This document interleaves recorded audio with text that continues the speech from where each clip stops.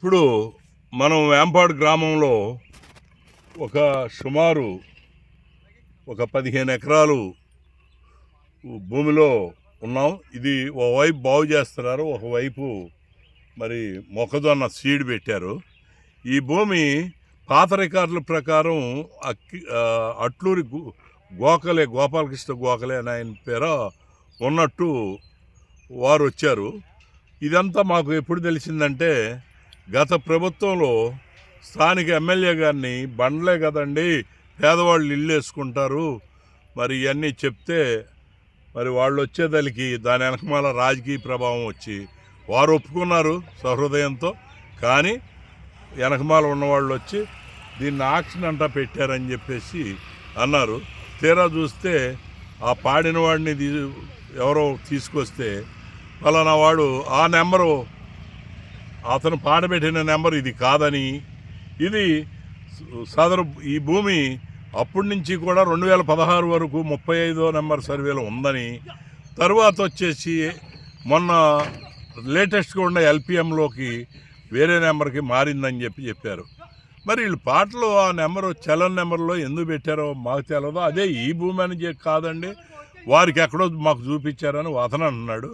సరే, దీని మీద కథనం కూడా తర్వాత చెప్తాం. ఇంకో ట్విస్ట్ ఏంటంటే, పేదవాళ్ళు ఇల్లు వేసుకుందామని చెప్పేదానికి ఖాళీగా ఉందని చెప్పి వస్తే ఆ చివరి ఉంది 4 ఎకరాలు. ఆ 4 ఎకరాలు బాగు చేస్తున్నప్పుడు 25 సంవత్సరాలు రానటువంటి వ్యక్తి అప్పటికప్పుడు యూసఫ్ ఖాన్ అని ఆయన విజయవాడ నుంచి వచ్చేసి మరి ఇది నాది అని చెప్పి అనటం జరిగింది.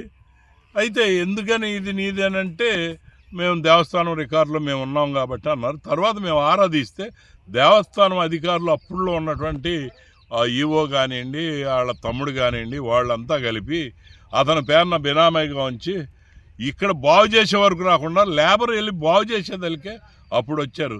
ఇది ఎట్టుందంటే, శ్రీరాముడు గనక అరణ్యవాసంలో ఒక రాయిని దాగితే శాప విముక్తి అయినట్టుగా మరి ఈ లేబర్ వెళ్ళేదానికి మరి శాప విముక్తి ఆ యూసఫ్ ఖాన్ వచ్చినట్టుగా నాకు అర్థమవుతుంది. అంటే అక్కడ భగవంతుడు, అది ఒక పురాణం, ఒక శాస్త్రయుక్తంగా జరిగింది. ఇది మటుకి ఎండోమెంట్ అధికారులు సృష్టించినటువంటి ఇది ఒక రకమైనటువంటి మరో రామాయణం. దీని వివరాలన్నీ కూడా పూర్తిగా తర్వాత చెప్తాం. ఈయనకు ఉన్నటువంటి రికార్డు గోఖలే గారు వచ్చారు, బాగు చేసుకునే దానికి అందరూ వచ్చారు. మాది అంట.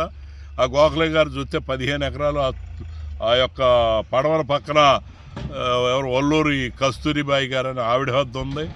ఇక్కడ చూస్తేనే మధ్యలో యూసఫ్ ఖాన్ ఎప్పుడు దొరపడ్డాడు అనేటువంటిది ఈ కథనం స్పెషల్ ఫోకస్.